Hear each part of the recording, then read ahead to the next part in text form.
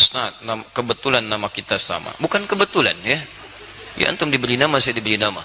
Sama-sama Adi, cuman belakangnya aja beda. Hehe. Satu mau ngapain tanya? Allahu Akbar. Saya mau tanya Ustaz, baik Adi. Jika ketika sedang salat, kalau sudah pakai jika, jangan pakai ketika.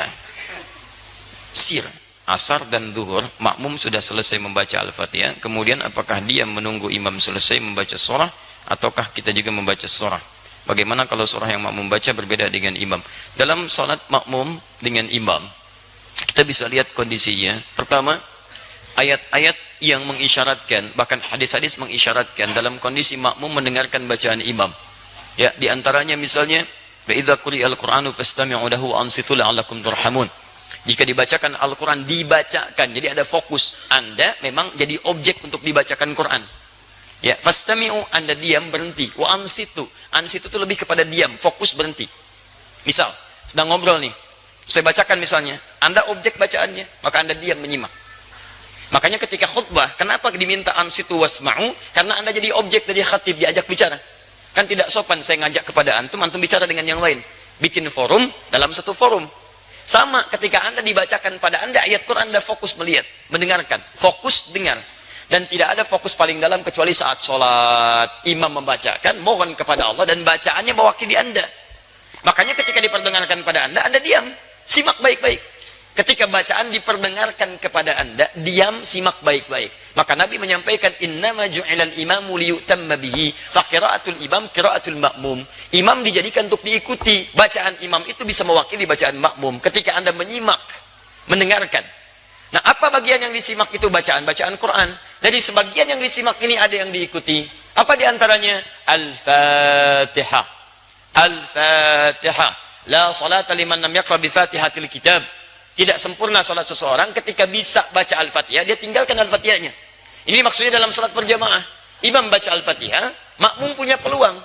Makanya mohon maaf ya, imam itu tolong beri kesempatan pada makmum untuk bisa setidaknya memiliki waktu jeda untuk bisa mengikuti bacaan imam dalam Fatihah. Anda bisa jedakan dalam setiap ayat. Misal, Alhamdulillahi Rabbil Alamin. Jeda sebentar. Makmum mengikuti dalam hatinya. Alhamdulillah Rabbil Alamin. Ar-Rahmanir Rahim. Antum ikuti misalnya. Bisa antum kalau baca hadar misal seperti dalam tarawih, Alhamdulillahi Rabbil Alamin, Ar-Rahmanir Rahim, Maliki Yaumiddin. Antum panjangkan itu, sambungkan sampai waladhdallin misal, antum jeda sebentar supaya makmum punya kesempatan untuk membaca Al-Fatihahnya. Batas paling minimal kata para ulama 3 ayat. Kalau antum baca dari Bismillah sampai Ar-Rahmanir Rahim. Kenapa boleh 3 ayat? Karena ayat terpendek dalam satu surah Al-Quran, surah terpendek di Quran adalah diukur dengan 3 ayat.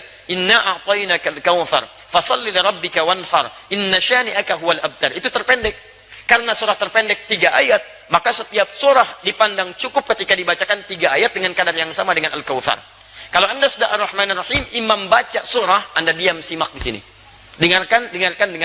Itu yang dimaksudkan. Di Al-Fatihah diikuti, adapun surah setelahnya Anda dengarkan dan simak dengan baik. Paham sampai sini? Baik. Jika tidak mampu mengikutinya karena sudah ruku, imam meruku, Anda nggak usah baca Al-Fatihah.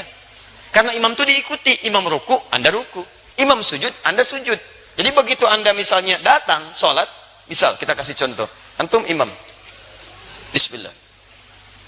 Ini, kiblatnya ke sini mas. Nah, ya. Baik, ruku. Nah, datang ini. Masbuk. Bismillah. Baik, lihat baik-baik. Sebentar, pertanyaan saya, kenapa antum masbuk? Hah? Orang lain bisa tepat waktu, antum masbuk, kenapa antum masbuk? Jangan dibiasakan mas, sholat itu penting. Antum dahulukan kepentingan akhirat. Jangan diulangi lagi ya. Yang lain bisa datang tepat waktu, antum masbuk, luar biasa. Siapa nama antum? Mas Faiz, bukan masbuk. Jangan masbuk, ya Mas Faiz. Jangan diulang ya. Awas antum, hati-hati. Cita-cita masuk surga, masbuk lagi. Tahan sebentar, antum sedang sholat. Ini posisi sedang rukuk. Beliau datang terlambat, ya. Nah, begitu beliau datang, kemudian takbir, karena sholat dibuka dengan takbir. Takbir. Allah.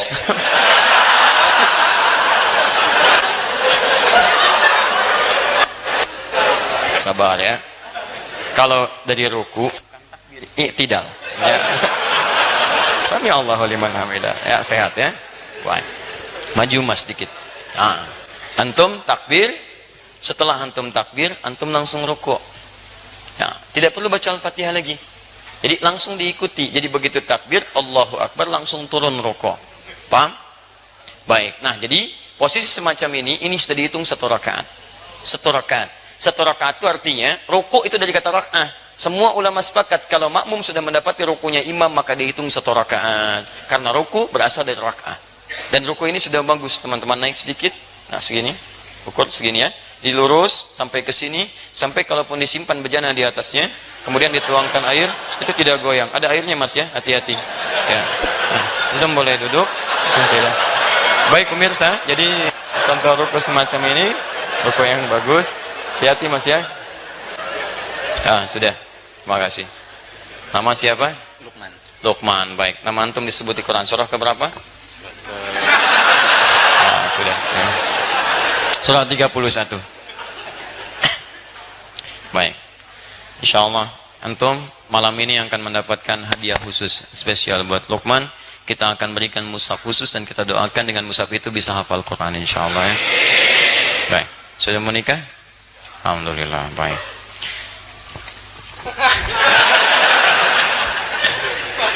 Faiz.